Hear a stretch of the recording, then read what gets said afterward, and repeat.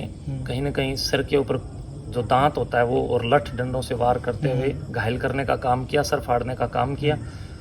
और कुछ राहगीरों ने जब उनके ये कांड होता देखा तो रुक करके उनकी जान बचाई और एक दोषी को, एक मुजरिम को, एक अपराधी को, एक उस दुष्टता करने वाले दुष्ट को पकड़ करके पुलिस के हवाले किया। पुलिस को बुलाया, एम्बुलेंस को बुलाया और ये घटना घटी। का ये मामला नहीं है, बल्कि पाखंड और अंधविश्वास से जो आज जनता जूझ रही है, ये समाज जो जूझ रहा है, उसी समाज के अंदर फैलती हुई तमाम कुरीतियों के विरोधक के रूप में हम लोग खड़े हैं और इस बात की उद्घोषणा कर रहे हैं कि आइए महायोगी गुरु गोरक्षनाथ और सिद्ध लद्दाईनाथ जी और सिद्ध कलाईनाथ कालापीर जी महाराज, सिद्ध योगेश्वर नवनाथ 84 सिद्धों की जो परंपरा है, योगेश्वर राम की परंपरा है, योगराज श्री कृष्णचंद्र जी महाराज की जो परंपरा है, महायोद्धा वीर हनुमान जी महाराज की जो परंपरा, उन परंपराओं को वहन करें हम। उन परंपराओं पर अपने देश, अपनी संस्कृति, अपने संस्कार और अपनी पीढ़ी और अपने चैतन्य को हम आगे बढ़ाने का काम करें। लेकिन जो खपीटर टाइप के लोग हैं जो कि समाज का शोषण कर रहे हैं धर्म की आड़ में और जो नशा फैला करके अपने व्यवसाय चला रहे हैं, उन लोगों को कहीं ना कहीं मेरा ये सुपाच्य ज्ञान पसंद नहीं, इसलिए वो लोग मेरे मर्डर के, मेरे खून के प्यासे हैं। तो उन लोगों ने रास्ते में घात लगा करके बैठे हुए थे, लेकिन परमपिता परमेश्वर, ईश्वर जगदीश्वर की कृपा से अचानक हम लोगों ने राह में आकर के अपना मार्ग दूसरा प्रशस्त कर दिया। जिस रास्ते से हमें आना था हम उस रास्ते से ना आकर के किसी अन्य रास्ते से आ गए। इसी बीच हमारे मठ का जो गौशाला के अंदर हमारा एक ट्रैक्टर है जो गाय आदि के लिए, जो चारा आदि के लिए या बोने आदि के लिए काम आता है, वो ट्रैक्टर की सर्विस करवाने के लिए मठ का एक कर्मचारी और एक मेरा सहयोगी लड़का और एक हमारा संत, एक योगेश्वर मठ के अंदर आए हुए थे, योगीराज श्री शुक्रनाथ जी। वो जब लड़के यहाँ से ट्रैक्टर की सर्विस आदि करवाने के लिए बाजार के लिए जाने लगे, तदुपरांत जब संत जी ने देखा तो संत जी ने कहा कि मैं भी साथ चलूँगा। तो हमारा योगेश्वर भी ट्रैक्टर के ऊपर बैठ गया और वहाँ उचाना से वापस लौटते समय जो मेरे को मारने का प्लान जो कर रहे थे, उन लोगों को मैं तो मिला नहीं, उन लोगों ने मेरे को समझ करके हमारे उस साधु को ट्रैक्टर के ऊपर घेर करके मारा और रास्ते के अंदर ट्रैक्टर उन लोगों की वजह से पलटा और जिसमें वो साधु ट्रैक्टर के नीचे, उसके पैर छतरी के नीचे दब गए थे। अच्छा जी। दबे हुए साधु को भी उन समाजद्रोहियों ने कहीं ना कहीं सिर के ऊपर जो दांत होता है वो और लठ डंडों से वार करते हुए घायल करने का काम किया, सर फाड़ने का काम किया।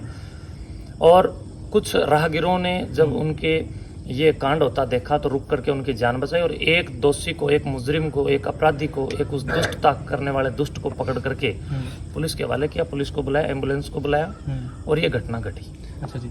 तो एक बात और भी, दो जो वे मसला करने वाले थे वे गांव के थे या बाहर के थे, कहाँ के थे? देखिए, आतंकी और अपराधी का कोई धर्म और गांव नहीं होता। आतंकी और अपराधी हैं और आतंकी। इसके अंदर एक नरवाना का, एक उचाना का और अलग अलग गांवों के हैं ये लोग। एक हमारे उचाना, हमारी नारनौल तहसील का भी है। तो उसके अंदर अभी जांच चल रही है। मैं स्पष्ट तौर पर यह कहूँगा कि पुलिस की जांच सामने आए, प्रशासन की जांच सामने आए, सामने आने के बाद मैं आपको इसके बारे में पूर्णतया बता पाऊंगा। अच्छा जी। तो आज पुलिस प्रशासन ने भी अपने इतनी सिक्योरिटी लेनी पड़ेगी और देखिए, दूसरी बात ऐसा है, पुलिस सिक्योरिटी की जहाँ तक बात है, मैं इस भारत का नागरिक भी हूँ, सन्यासी होने के नाते। सन्यासी होने से पहले भारतीय संविधान के ऊपर मेरा कहीं ना कहीं एक अधिकार भी है कि मैं अपने संविधान के परिप्रेक्ष्य में मैं अपना जीवन यापन करूं और संविधान के नाते मैं भारत का नागरिक हूं और भारत के नागरिक होने के नाते सरकार की, शासन और प्रशासन दोनों की, प्रत्येक नागरिक को सुरक्षा देने की जिम्मेवारी सरकार की है। जब संतों, ऋषि मुनियों, ज्ञानियों, तपस्वियों, योगियों, योगेश्वरों और भगवाधारियों पर जंगल के अंदर जब योगेश्वर राम 14 साल के वनवास के लिए गए तो जाकर के उन्होंने देखा कि संकट आया हुआ है। यज्ञ करने वाले, स्वाहा स्वाहा करने वाले, वेद की ऋचाओं को पढ़ने वाले, दिशाओं को वेदों की ऋचाओं से गुंजाने वाले ऋषि मुनियों को जब राक्षस लोग, तुच्छ लोग और वो नपुंसक लोग कहीं ना कहीं दमन करने का काम कर रहे थे, धर्म का दमन और ऋषि मुनियों का मर्दन करने का जो काम कर रहे थे, तभी ये सब दृश्य देख करके योगेश्वर राम धनुष उठा करके वर्तमान पुलिस की तरह, जो आज पुलिस काम कर रही है वो राम का काम कर रही है। जिस प्रकार राम ने ऋषि मुनि, साधु संतों की रक्षा की है, आज की पुलिस भी साधु संतों की रक्षा कर रही है, वो राम का काम कर रही है।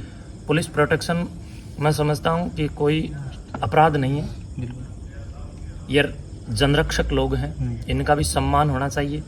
देश आप देख सकते हैं कि राष्ट्र मंदिर, हमारा देश जिसको हम राष्ट्र मंदिर भी कह सकते हैं, उसकी सुरक्षा चारों ओर से हमारे फौजी AK-47 हाथों में लेकर के कर रहे हैं। तो राष्ट्र मंदिर की सुरक्षा अति आवश्यक है। मैं उस राष्ट्र मंदिर का ही एक नागरिक हूँ, और अगर उस राष्ट्र संवर्धक का किसी भी प्रकार से मैं उपासक हूँ और मेरी उपासना विधियों में कोई विध्वंस फैलाने का काम करेगा तो प्रशासन अपना काम करेगा। तो कुछ समय उनमें अरेस्ट हुए हैं जो आपके साथ की ऐसी हरकत? हमने उनको एक नारा दे रखा है, भाग बेटे भाग। मैं भी कह रहा हूँ और पुलिस भी कह रही है। वो लोग पुलिस के साथ आंख मिचौनी खेलने का काम कर रहे हैं। अच्छा जी। वो लोग बहुत दूर दूर तक छुपे हुए हैं, पुलिस उनके पीछे पड़ी हुई है। एक व्यक्ति उनमें से पकड़ा गया, उसी से पूछताछ अभी जारी है, और बहुत जल्द अन्य आरोपियों की भी गिरफ्तारी होगी। मुझे प्रशासन पर पूरा भरोसा है। इससे पहले भी अटैक हुआ जी आप पे? आप अच्छे काम करके देख लो, आप पर भी हो जाएंगे। बिल्कुल। भले काम करोगे तभी अटैक होंगे। आप जब सुल्फे का, सिगरेट का, अफीम का, चरस का, भांग का, हेरोइन का, तंबाकू का, गुटखा का, Coca Cola, Thums Up, Mirinda, Maaza, Slice और ड्यू, और ये जितना भी ड्रग माफिया, ये जितने भी नशा माफिया गैंग, इनके खिलाफ जब आप आवाज उठाकर समाज के चैतन्य में प्राण फूंकने का काम करोगे, बिल्कुल, तो भलीभांति आप इस बात को जान सकते हैं कि उसके परिणाम में वो लोग आपको इस धरती से, इस दुनिया से नामो निशान मिटाने के लिए प्रयास और प्रयत्न करेंगे। तो उन लोगों ने किया है, और पहले हुआ है, एक बार नहीं कई बार अटैक हुए। एक बात और भी जी, अच्छी बात 2 कोस पे और बुरी बात 100 कोस पे। यही बात है भाई, जो महाराज जी बताने लग रहे हैं, जो नशा के खिलाफ है बिल्कुल बंद करवाना चाह रहे, लेकिन ये जो हरकत करने लग रहे हैं, तो अब फिलहाल पे कोई डिसीजन क्या रहा जी? लास्ट में बताओ हमारे देश को। अभी पुलिस जांच चल रही है, डिसीजन बहुत जल्दी आएगा, और वो डिसीजन भी सार्वजनिक किया जाएगा। अच्छा जी, तो टाइम थोड़ा बहुत ज्यादा है जी, आपने भी जाना, तो हमारे देश को एक और लास्ट में क्या कहना चाहोगे?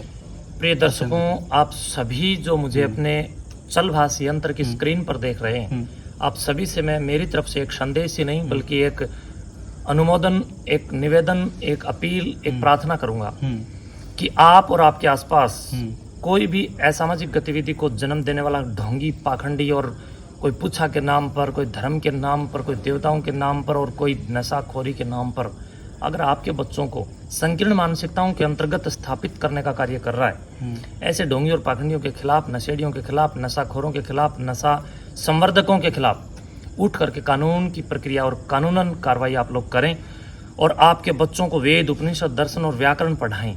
जब आपके बच्चे इस व्याकरणिक दिशा निर्देशों पर, दर्शनीय और दार्शनिक और दर्शन की विधा पर चलेंगे, तब मैं समझता हूँ कि हर घर से राम और सीता और कृष्ण निकलने पर भगत सिंह और त्यात्या टोपे, महाराणा प्रताप, राणा सांगा, राणा कुंभा जैसे लोग निकल सकते हैं। वरना हमारे बच्चों को ये लोग अपराधी बनाएंगे।